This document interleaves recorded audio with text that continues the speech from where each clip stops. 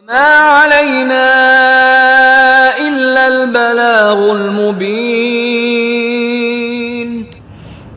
بسم الله الرحمن الرحيم الحمد لله رب العالمين والصلاة والسلام على رسول الله وعلى آله وأصحابه أجمعين أما بعد السلام عليكم ورحمة الله تعالى وبركاته.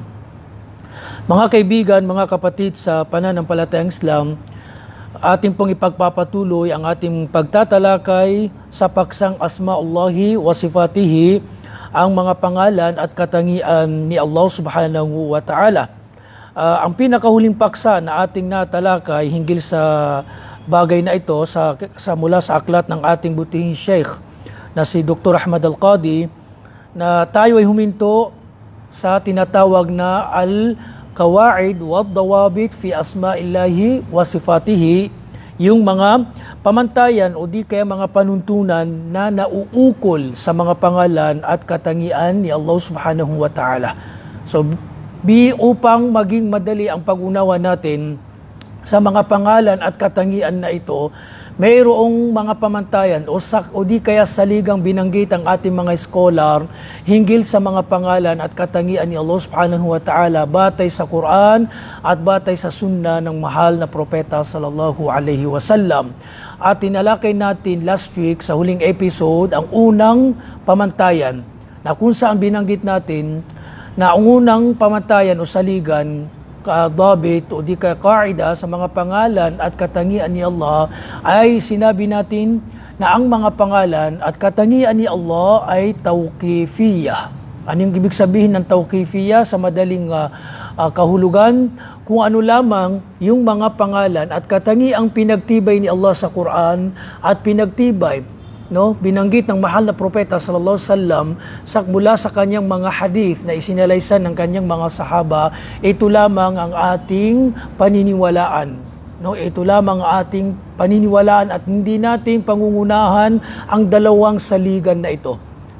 Hindi natin dadagdagan, hindi natin babawasan at walang lugar, walang puwang ang akal, logical basis, kaisipan na hinggil sa pagtatanto sa mga pangalan at katangian ni Allah subhanahu wa ta'ala, dahil ang sarili ni Allah subhanahu wa ta'ala hindi kayang arukin ng kaisipan natin. So kung dahil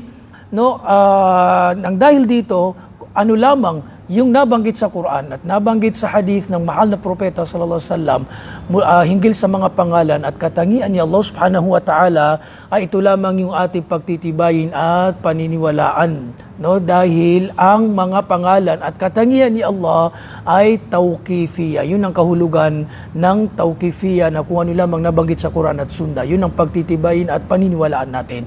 Ngayon, bilang panghuli doon sa episode na yun, kung inyong maalala, binigyan din natin na may mga ilang terminolohiya, mga salita, kataga na binabanggit ng mga taong, mga grupong lihis hinggil sa paksang ito. Meron silang binabanggit na mga term, mga term na sila ay nagke-claim kunwari na ginagamit nila itong mga term na ito upang luwalhatiin si Allah subhanahu wa ta'ala hinggil daw kunwari sa mga hindi ganap o di kaya hindi kaaya-ayang katangian. So gumagamit sila kunwari ng mga terminolohiya na subalit kung ating lilitisin at susuriin ang pinakalayunin, hangarin, buod, pinakahangarin, layunin kung hinggil sa mga terminolohiya na ito ay upang ipawalang bisa ang mga katangian ni Allah subhanahu wa ta'ala. Ginagamit lamang nila itong mga term na ito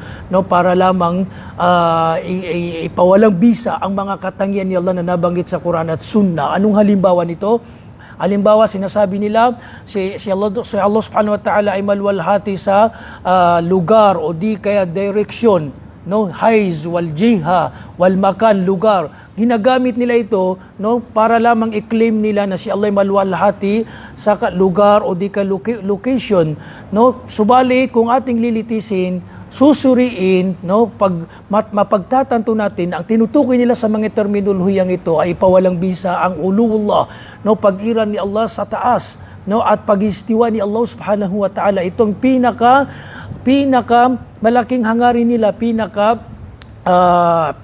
main na dahilan kung bakit nila ginagamit ang term na ito. Kasi hindi nila dedirektang sasabihin, ay, hindi namin pinaniniwala ng istiwa o di kayang ulo. No? Kaya gumagamit sila ng ibang paraan, no? Ibang terminolohiya. Pero tatanungin mo sila, paniniwalaan mo bang nag-istiwa si Allah? Si Allah umiral sa taas? Ito ay hindi nila paniniwala at kanilang itatanggi. Dahil nga sa mga maling pamantayan, maling mga saligan nila sa pagtatanto sa kaalaman, lalong-lalo na sa mga pangalan at katangian ni Allah subhanahu wa ta'ala. So itong mga terminolohiya binanggit natin itong mga term na ginagamit nila. Ano yung pananaw natin dito? No? Sinabi natin ang mga pangalan at katangian ni Allah ay tawqifiyah. So itong mga terminolohiya ang ginagamit nila, no, ay falwajib as-sukut anhum. Una, mananahimik tayo, hindi natin paniniwalaan dahil itong mga terminolohiya ito hindi nabagit sa Quran at Sunnah. So hindi natin yan pagtitibayin, paniniwalaan. Subalit, nastafsil. Ano ibig sabihin na nastafsil? Susuriin natin, ipapadetalyado natin sa kanila kung anong kahulugan ang tinutukoy nila sa mga terminolohiyang ito. Dahil baka pag pinasinungal na natin kaagad, ang tinutukoy pala nila ditong kahulugan sa mga terminolohiyang ito ay yung mga stiwa o di kaya mga ulullah ay may tatanggi natin yung mga katangian ni Allah subhanahu wa ta'ala. Kaya ang kabuuan nito, sasabihin natin sa kanila. Tatanungin natin sa kanila o di kaya direktang sasabihin natin sa kanila bilang pagtugon, kasagutan sa tunay na tinutukoy nila sa mga terminolohiyang na yan. Halimbawa, yung location, yung makan, lugar o di kaya direction, sasabihin natin sa kanila kung ang tinutukoy nyo sa mga terminolohiyang yan ay ang pag-iistiwa, Allahu Akbar, pag-iral ni Allah sa itaas, uluullah, bidat, ay ito ay paniniwalaan namin ng kahulugan. No, hindi ang lafad, ang kataga, paniniwalaan namin ng kahulugan dahil nabanggit na si Allah umiiral sa taas at nabanggit sa Quran at Sunnah na siya ay nag-istiwa. So yan ay pagtitibay, paniniwalaan namin yung ma'na, kahulugan, pero yung lafad hindi namin paniniwalaan. Subalit kung ang tinutukoy naman ninyo sa mga terminolohiya na yan ay yung nasa kaisipan nyo na parang si Allah ay nasasakupan ng lugar o di kaya nasasaklaw ng lugar. No, ta'ala Allah subhanahu, maluwalhati si Allah subhanahu wa ta'ala sa masamang paratang na iyan. No, hindi namin tatanggapin ng ganyang kahulugan magsud. No, sa amin lang pinaniniwalaan namin na si Allah ay umiiral sa taas, si Allah ay nag-istiwa hanggang doon lamang. Hindi nangangahulugan kasi sa kanila, no, dahil sa mga maling pamatay, maling saligan, kapag daw si Allah pinaniwalaan mo na umiiral sa itaas, so para daw iniisip mo na si Allah ay nasasakupan ng lugar. No, hindi natin yan sinasabi. Sa kanila yan nanggagaling. Sa kanila nanggagaling itong mga maling paratang, maling kaisipan dahil sa mga pamantayan, maling lihis pamantayan nila. So sa atin lang, si Allah ay nag-istiwa o di ka si Allah ay umiiral sa taas hanggang doon lamang. Hindi natin ihalin tulad, hindi natin ilalarawan. Nabanggit natin, takif, tamthil, wala takif, wala tashbih. So hindi natin ihalin tulad, hindi natin ilalarawan na tatanungin natin paano ganyan. So salungat sa mga lihis na sekta ito na ganito ang ginawa nila kaya sila ay naligaw. So ito yung pananaw natin, katayuan natin sa mga terminolohiyang ginagamit nila. No, na kung ang maanang tinutukoy nila rito ay ayon sa mga sifat ni Allah, ay tatanggapin natin. Pero ang katotohanan, ang pinakamaksud nila sa mga terminolohiya ito ay upang itanggi ang mga pangalan at katangian ni Allah subhanahu wa ta'ala. So yun ang kabuuan, mga kapatid, na katayuan, pananaw natin, stand natin sa mga terminolohiyang ginagamit nila ng katulad halimbawa na location, direction, makan, maluwalhati Allah si Allah sa tinatawag na jism, makan, jihad, ganito, ganyan, no? So and so forth.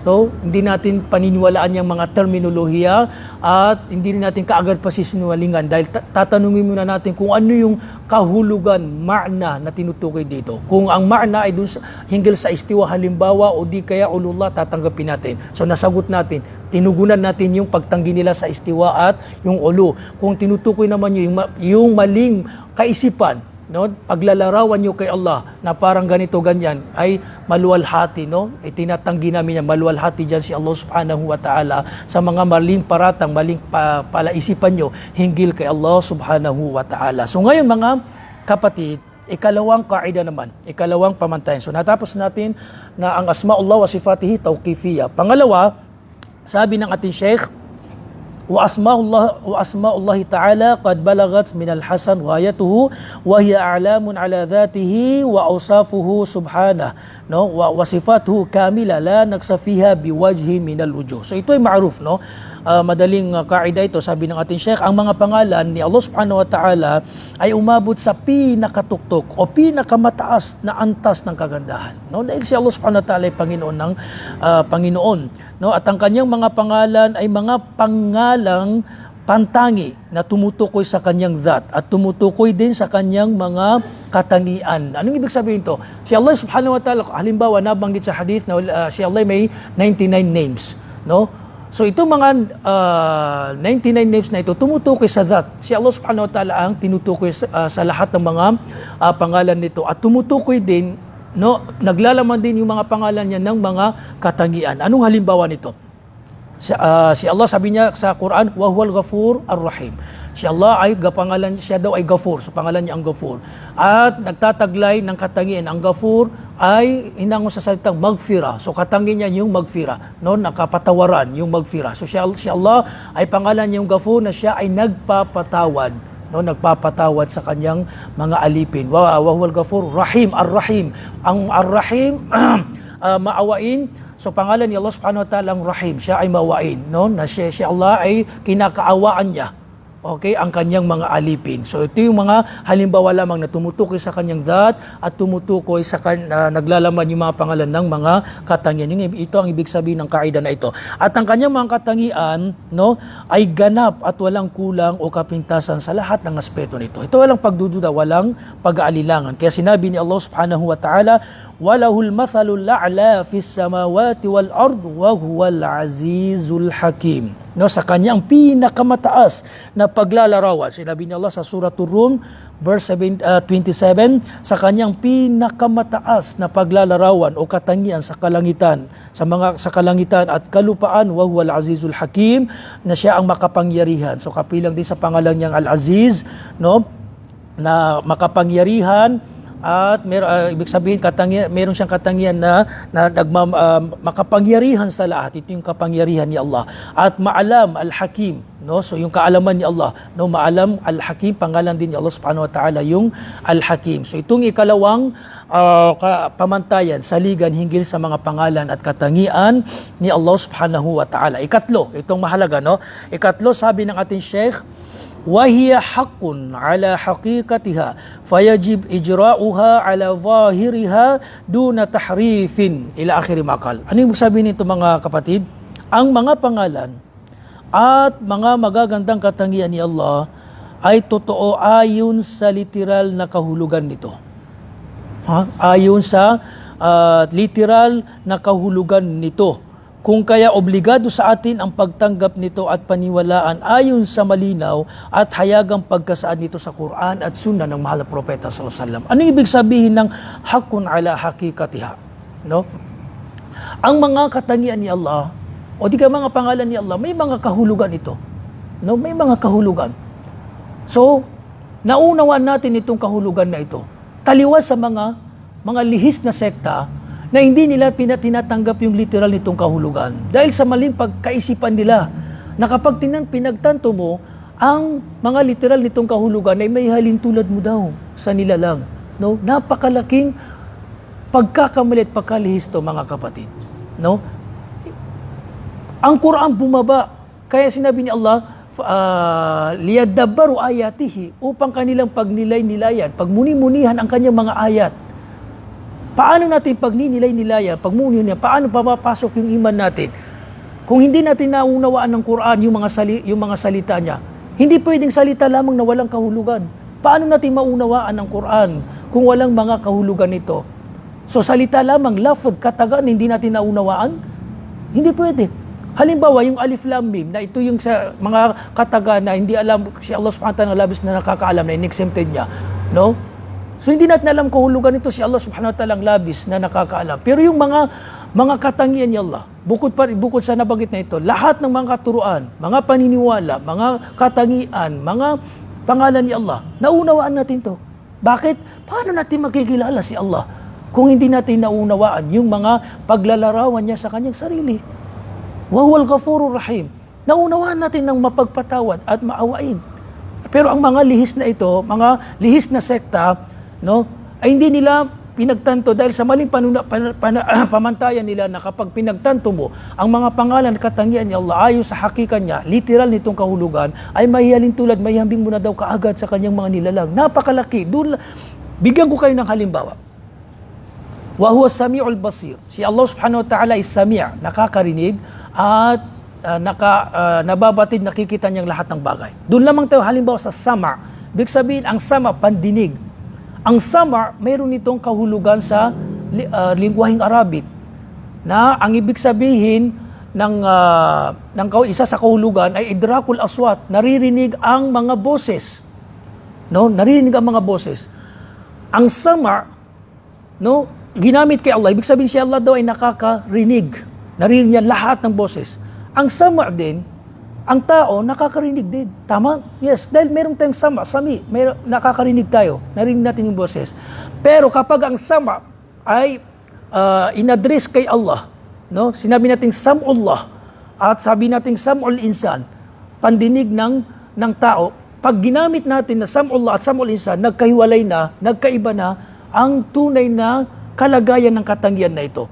Pandinig na naaaya, no, nababagay kay Allah dahil siya ang Panginoon, at pandinig na kaaya-aya nababagay, angkop sa isang tao na kung saan ang tao nilalang makhluk, no, makhluk at limitado yung pandinig niya. Hindi katulad ni Allah subhanahu wa ta'ala nagganap sa lahat ng aspeto nito. No? So doon lamang nagkakapareho sa kahulugan, pero yung hakika niya, yung realidad mismo ng katayuan ng katangian ay magkaiba kapag itong sama ay ginamit kay Allah at ginamit sa isang makhluk alipin na katulad natin. So yung sam'ullah, pag sinabi natin si Allah ay nakakarinig at ang kanyang pandinig ay hindi kahalintulad. Kahalintulad ng kahit anong bagay. So yun ang sa atin, paniniwalaan natin na sa literal nitong kahulugan, pero hindi natin ihalintulad. No? Hindi natin sabihin na ang pandinig ni Allah ay katulad ng pandinig, no, ng kanyang mga nilalang. Hasya lillah. No, hasya lillah. Dahil si Allah ay khalik, tagapaglikha, at sa kanya ang nabanggit natin na yung katangian niya ay ganap sa lahat ng aspeto nito. No, hindi katulad ng mga katangian ng nilalang na limitado, nakis, kulang, no, may kapintasan, hindi kahalintulad ni Allah subhanahu wa ta'ala, siya ay khalik. So ito yung pananaw natin, no, na paniniwalaan natin ayon sa literal nitong kahulugan, pero hindi natin ihalintulad. So yung mga hinalimbawa natin na sama, no, na pandinig, ang ibig sabihin ng sama sa literal nitong kahulugan ay idrakul aswat, no, naririnig ang mga boses. Okay, so si Allah subhanahu wa ta'ala ay naririnig niya ang lahat ng boses na babatid niya. Pero yung pandinig ni Allah hindi kalintulad ng pandinig ng mga nilalang.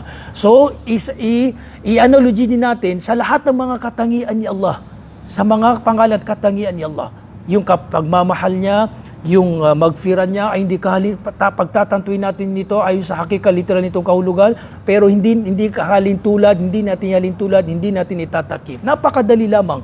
Ang mawqif natin, ang akida nating Ahlus Sunnah wal Jamaah, taliwas ito sa mga Ahlut Ta'til, mga nalihis, no? Tinanggi nila, ipinawalang bisa nila ang mga kahulugan ng mga katangian ni Allah subhanahu wa ta'ala dahil sa maling pamantayan, maling pamamaraan nila, dahil ang ginawa nilang takif, sukatan, timbangan sa mga katangian at pangalan at katangian ni Allah kung ano yung nasa mga nilalang, napakalihis. No? Kapag may itatantong katangian, sabi nila kapag tinanto mo yung kahulugan nito ay inahalin tulad nila sa katangiang nasa makhluk. Dahil sa maling pamantayan, subhanallah, ito ay napakaligaw, napakalihis na paniniwala na ang ginawa nilang timbangan, sukatan sa mga katangian ni Allah ay yung mga nasa mga nilalang. Kaya pag sinabi nila, tatantuin niyo Allah, kay Allah, pagtitibayin niyo ang istiwa o kay uludat. So ang kasyang nasa isip nila, yung istiwa na katulad ng pag-iistiwa, pagpapaitas kumbaga ng isang nilalang. Ta'ala Allah, no, kaluwalhatian kay Allah subhanahu wa ta'ala sa maling kaisipan na iyan. Kaya sinabi natin, pagtatantuin natin, pero hindi na natin hindi na natin sisiyasatin, hindi na natin pangihimasukan, may mga bagay na hindi kayang arukin ng ating kaisipan. So paniniwalaan natin hanggang doon lamang. Nakatulad ng ginawa ng mahal na propeta sa salamat ng kanyang mga sahaba. Bumababa itong mga ayat o sifat na unawaan ng mahal propeta, na unawaan ng mga sahaba, hindi na nila kinusyon, Ya Rasulullah, no? Paano ganyan? Paano ba ganito si Allah? Ganito, ganyan. Subhanallah. Kaya nga isang napakalaking dalil, no, ng mga binanggit din natin to sa huling episode na halimbawa yung kay Imam Malik, no? Na kabilang to sa Salafus Salih, sa Imam Malik, ikatlong imam ng apat na mga aimma. Tinanong nung siya ay nagli-lecture, nangangaral at binanggit niya yung istiwa. Mayroong isang nakaupo, no, na mayroon siyang maling pananaw, lihis, na kabilang sa ahlu ta'til. So, tinanong niya bilang pagsalungat, paglabag sa pananaw ni Imam Malik sa istiwa. So, kayfa stawa ya Imam? Subhanallah. Paano? Ginamit niya yung hawnes. So para bang sinasalungat niya na kung pinagtatanto mo ya Imam ang istiwa, paano? Sige nga, ilarawan mo sa amin. Subhanallah. So katulad mismo, kasi ang mga ahlu ta'til na to, dahil naging panatag sa kanila yung mga pamantayan sa liga niya, gumagamit sila ng logical basis. Kung nag-istiwa si Allah, so saan siya, paano siya, bago pa siya mag-istiwa? Subhanallah. Ganyan yung mga katanungan nila para lamang ipawalang bisa ang istiwa. Dahil ang ginagawa nilang timbangan, sukatan sa mga pangalat katangin niya Allah ay yung mga nasa nila lang. Subhanallah. Hasya lillah. Kaya anong sinabi ni Imam Malik? Subhanallah. Al-istiwa ma'lum. Ang istiwa ay ma'lum, ilm, ma'lum, known.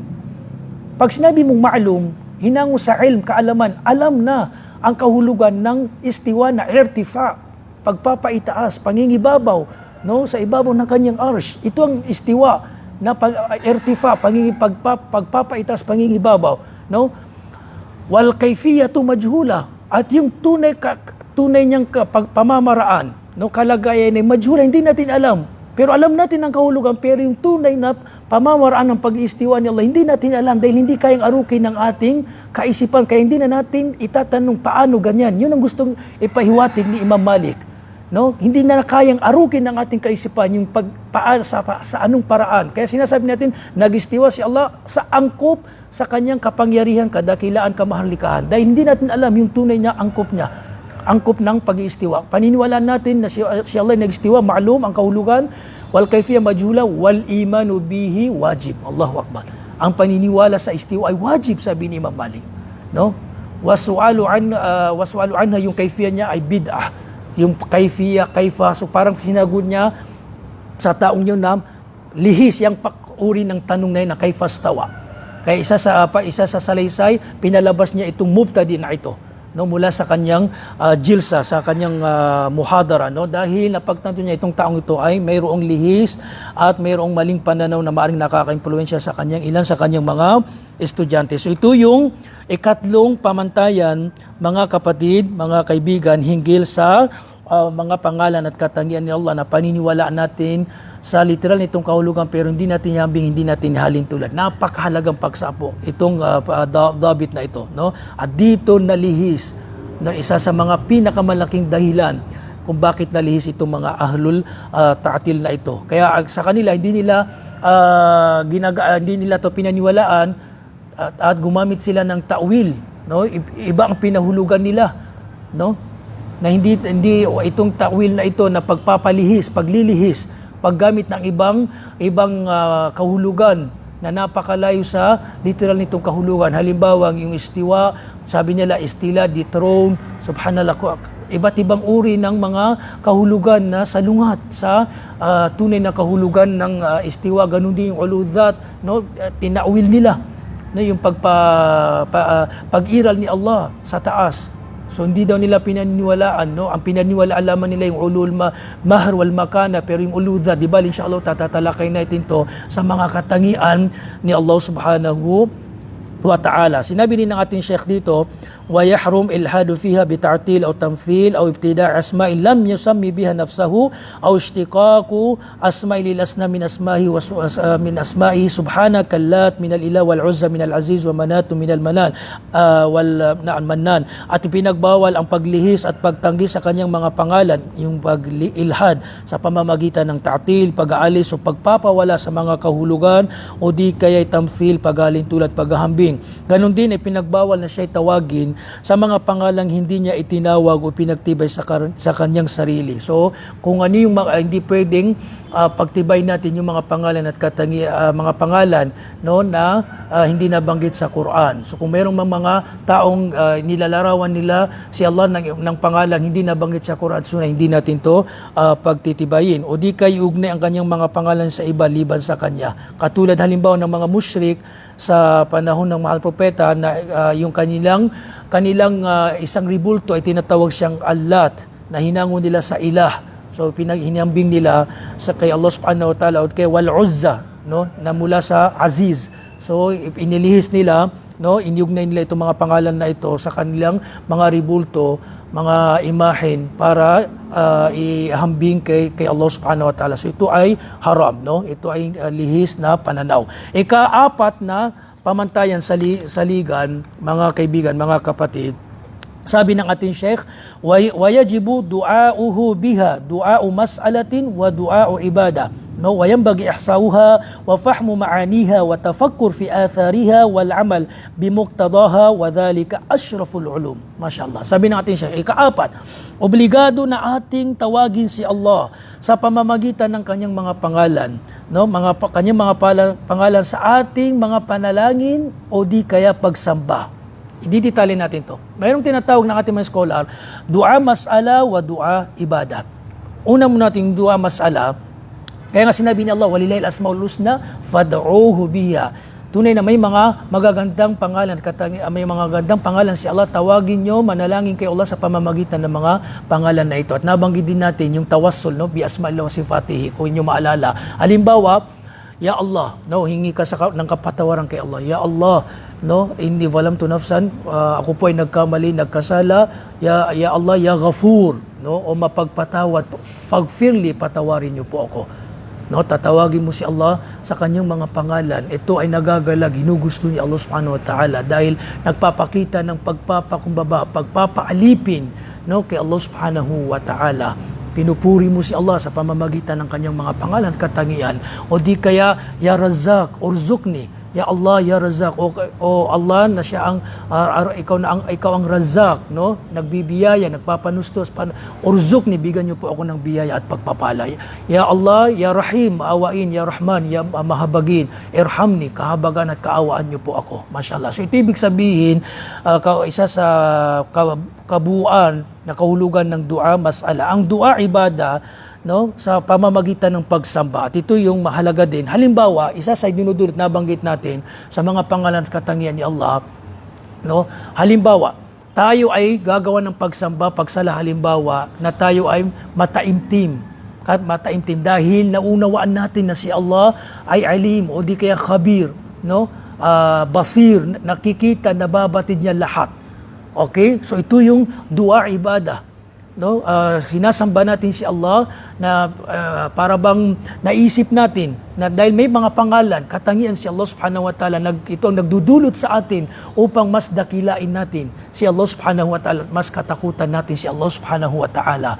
So halimbawa kapag tayo ay gagawa, kapag tayo nakapag-isip ng hindi magandang gawain, no, pinagbawal dahil nakikilala natin si Allah subhanahu wa ta'ala, alimun bidhatis sudur, khabir, nababatid niya lahat, alim, no, muhit, nababatid, nalalaman niya, no, pinagmamasdan niyang lahat. So yung pag-iwan natin sa masamang hangarin dahil sa pagkilala natin sa mga pangalan at katangian ni Allah subhanahu wa ta'ala ay ito ang nagdudulot sa atin upang mas lubos nating katakutan at dakilain si Allah subhanahu wa ta'ala. Ito yung kabilang sa tinatawag na dua ibada. O di kaya dua ibada din, kabilang din dito yung dhikr, yung mga uri ng supplication. Okay, na binabanggit natin yung pagpupuri kay Allah subhanahu wa ta'ala, yung subhanallah, alhamdulillah, Allahu Akbar, no? Na mga uri ng mga dhikr din na nabanggit ng ating Sheikh bilang kabuuan lamang summarize ng dua mas'ala at dua ibada. Kaya sabi ng ating Sheikh, at nararapat unawain ang mga kahulugan nito at ang pagnilay-nilay sa mga epekto at diwa nito, no? Yung mga nabanggit natin at ang pagsasabuhay sa nilalaman ng mga pangalan ni Allah subhanahu wa ta'ala sapagkat ang kaalaman hinggil sa bagay na ito ang siyang pinakamarangal na kaalaman. So ito yung nabanggit natin. Naunawaan natin yung mga pangalan at katangian ni Allah at isasabuhay natin to na para bagang halimbawa ang pangalan ni Allah at katangian niya ay alim, no? Si Allah, sabi niya Allah khabirun, innallaha khabirun bima ta'malun. Tunay na si Allah ay nababati niya lahat ng inyong ginagawa. Alimun bidhati sudur.